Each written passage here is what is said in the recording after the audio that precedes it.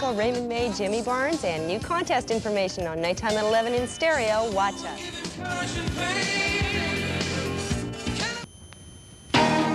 From the Manitoba Television Network, Prairie Pulse tonight with Ted Deller. Sports with Keith McMahon, environment specialist Ron Thompson, and the Prairie Pulse News Team. Making headlines tonight, Joe Borowski is one step closer to getting his day in court over the abortion issue. The U of M dentistry school gets some help from the province, and dozens of students are spending their time off back in class.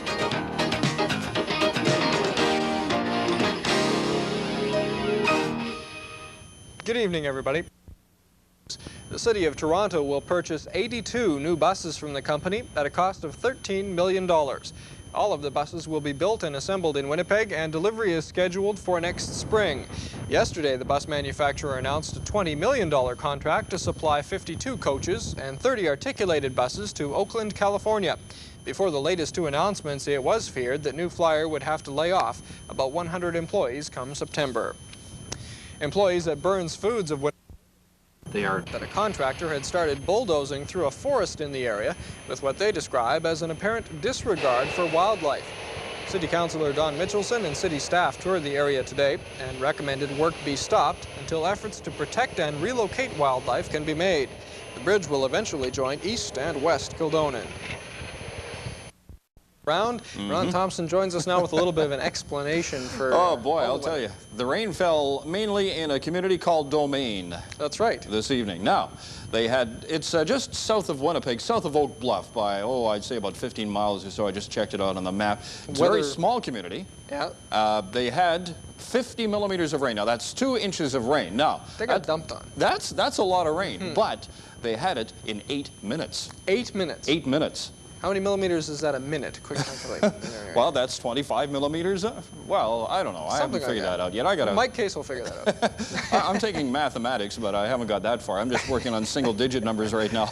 That is quite a lot of rain, actually. That's incredible. That has to be one of the heaviest showers I've heard of in quite some time throughout the Channel 13 area. As a matter of fact, all throughout southern Manitoba. Yeah, that was the first weather warning we got, actually, tonight, and it was a weather warning right off the bat. Right, and we had some very heavy isolated showers. Ted, we're going to go to the map now, and I'll show you what did happen. There was a bit of an upper-level trowel that moved through southern Manitoba this evening. We had a lot of instability in the air mass as that trowel line moved by, setting off quite a few of those big thunderclouds, and Domain happened to get right under one.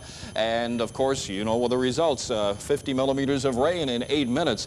All the thunder showers right now are moving east of Manitoba. They're into the Whiteshell area and up around the Bissett area as well, moving eastward. Now, more stable air is approaching from the west. This Pacific high, which was on the coast yesterday, has now built inland on the elbow of the Alberta-British Columbia border, and that cool, fresh northwesterly flow of Pacific air, more stable air, starting to penetrate into southern Saskatchewan and southern border areas of Manitoba right now. We'll see just partly cloudy skies overnight and in the early morning hours. And as this fresh air approaches southern Manitoba, mainly sunny skies with maybe some fair weather cumulus clouds building up as per usual again in the afternoon. The winds will be relatively light though, as it's a rather weak high. It's not one of those very strong, large high pressure cells.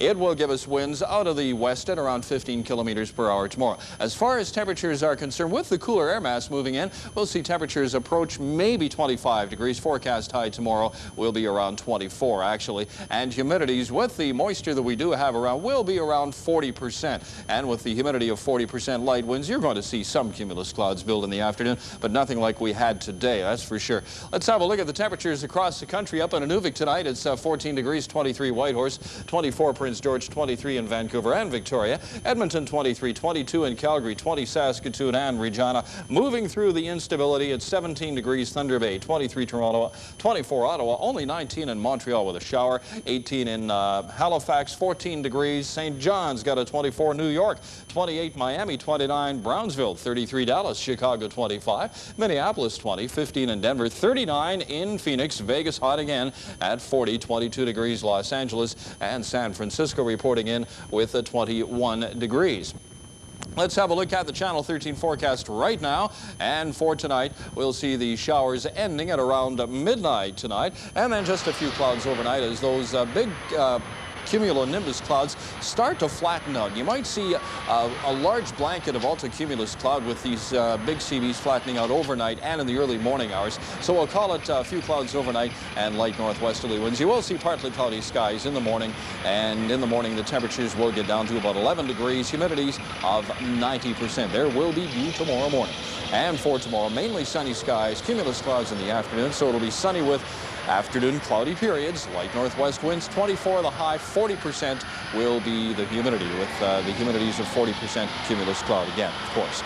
Thursday, mainly sunny, 26 the high. Friday looks like this, a little warmer, as that high pressure cell will be east of us, and we'll get into more of a southwesterly flow of slightly warmer air from the Pacific Southwest, 27 and 13 the high and the low.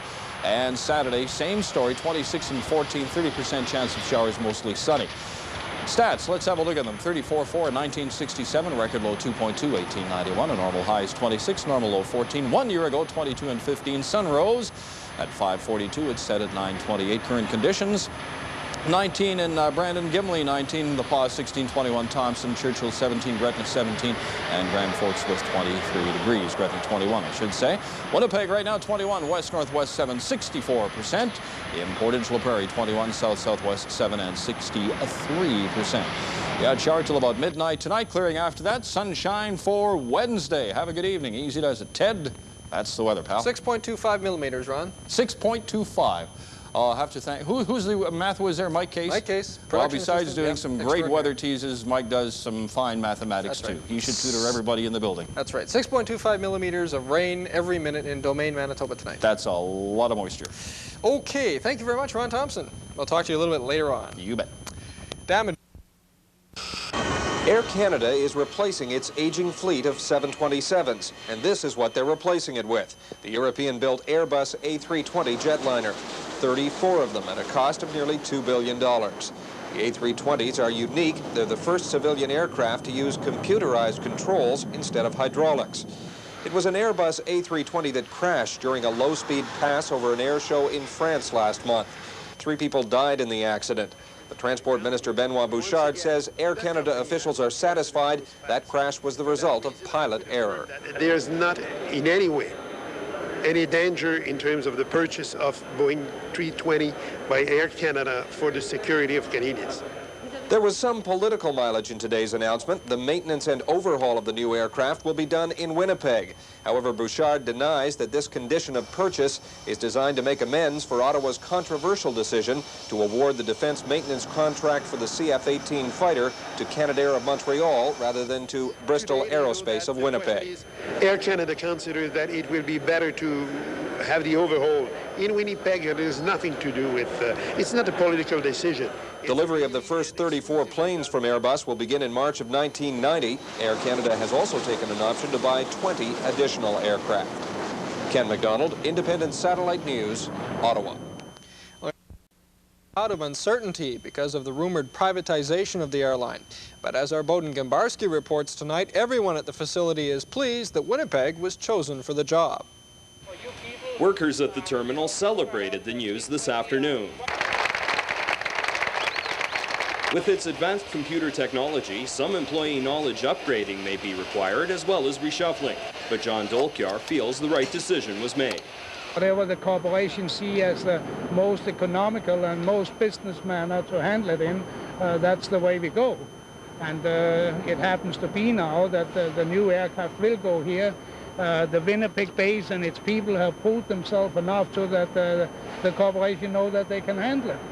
Union spokesman John Brooks welcomes the new technology, as do the workers, and he agrees that the employees can handle the maintenance job. The company has this type of aircraft already with the Lockheed 1011 and the 767 Boeing. This is just a further expansion, which Winnipeg will learn more about this technology now, which we don't see those two type of aircraft at present very often.